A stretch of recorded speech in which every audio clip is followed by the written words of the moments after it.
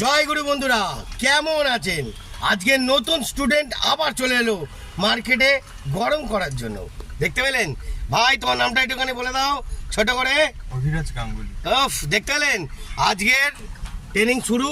তো ভাই এখন গাড়ি চালাচ্ছে, দেখি কত সুন্দরভাবে গাড়ি চালানো হয় আর প্র্যাকটিসও কিরমভাবে হচ্ছে সেটাও আপনাদের কিছুটা অন্তত দেখাবো। চলো ওখান থেকে আমরা ডান দিকে যাবো।